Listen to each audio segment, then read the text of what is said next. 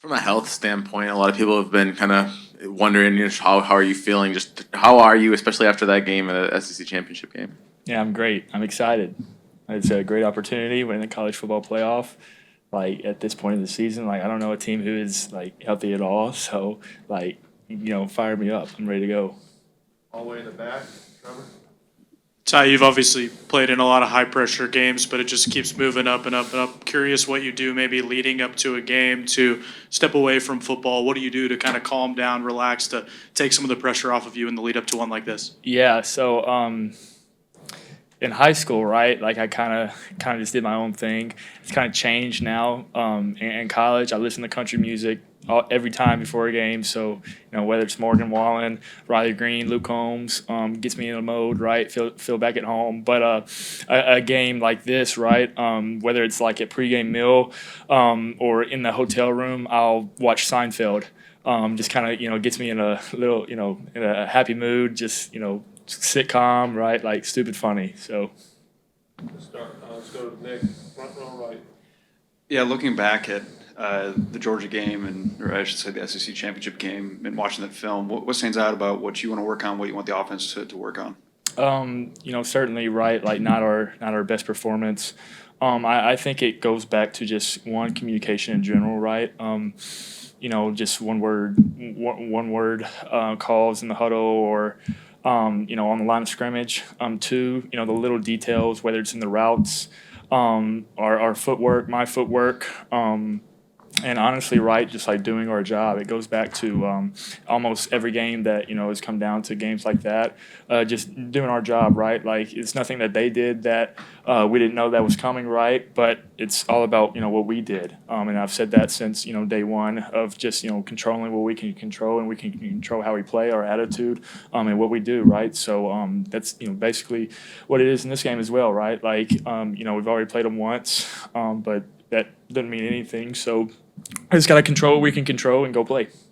Go to Joe, right in the middle of the room. First, who's your favorite Seinfeld character? And then more importantly, the team's been more successful on the road this year than it was last year. What have you noticed that maybe you guys have done differently, or have you done anything different, better on the road this season? Yeah.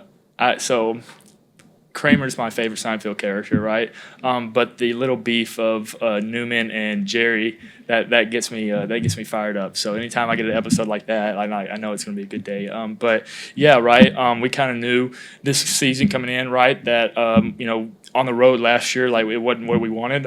So we kind of took the badge of honor of being road warriors, and making sure that it's not going to be easy on the road, right? Whether it was Florida State, Georgia, South Carolina, anytime you play on the road, period, even in the SEC, like it's going to be hard. So we take pride on doing stuff the hard way, just because we're Alabama, right? So anytime that we wear the white jerseys and go on the road, right, like we know that we mean business, and it's going to be hard, and we embrace it.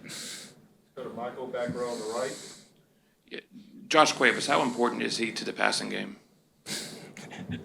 Very important. I think everybody knows that Josh is an excellent player. So not only is he great in the pass game, but he's great in the run game as well.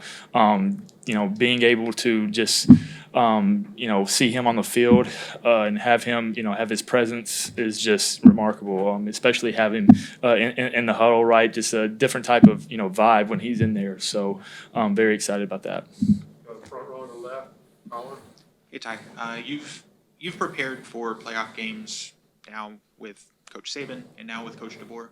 What's similar? What's different about the atmosphere in this building? Really nothing. To be quite honest with you, right?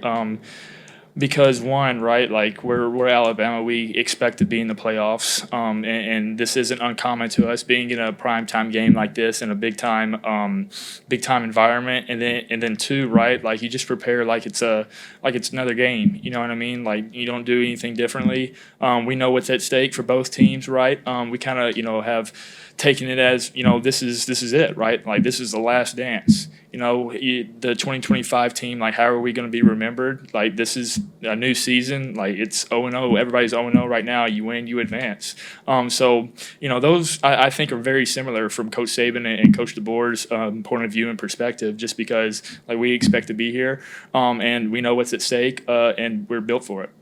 Go to Emily Grace on the right. Hey Ty, Coach DeBoer was talking about how practice on Saturday was really awesome. The energy is where it needs to be. What would you attribute that to? And from your perspective, how is this team preparing the right way? One, right, like just having a chance to just take a second and breathe was really important for the guys, right? Like we said, anytime you play an SEC schedule, like it's hard on your body, hard on your mind. So getting a couple days off to just relax and have fun, play the video game is great. But two, right, just one, being back on the field and knowing your body feels a little bit healthier. We were at night, which is different because we're usually in the morning. So like playing under the lights, like it just felt like high school. You know what I mean? Especially being out there with your guys that you love. Like we're getting ready for a college football playoff game, guys. Like, how awesome is that? You know what I mean? So, any chance that we get to, just take a second and realize like what we do for a living and how many people watch us and, how we can just change people's point of view, right? Like it's awesome. So just a great practice.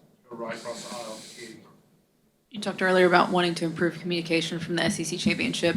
Just in your role as a quarterback, kind of what is maybe your ideal? Is there an ideal time on the play clock that you want to have the ball snapped by, or kind of is it totally dependent on what the defense is doing, moving around? Yeah, I think one depends on the play that's called.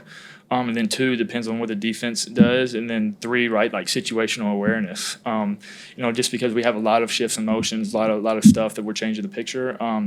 Then two, right, like, it depends on, we got to communicate on what the defense does, you know what I mean? So, they can check our check, they can change different things. And then two, right, like, or three, if, the clock's running down, it's a 4-minute drill, we want to make sure that we snap it, close to, 5 seconds, 5 or 4 seconds. So those are the big things.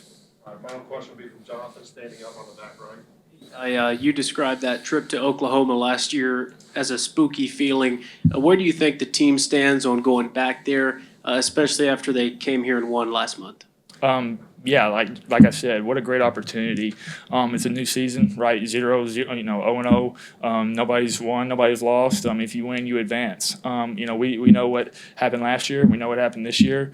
But we can't, worry about that, right? Like we gotta do what we do. We can control, and guess what? We control our attitude, how we play, and how we prepare. So we're gonna prepare like we've never won and perform like we've never lost, like we said. So just a great opportunity. Really excited. It's two good teams going at it. First college football playoff game of the year on Friday night. Like, let's do it. Very excited. So, thank you guys so much.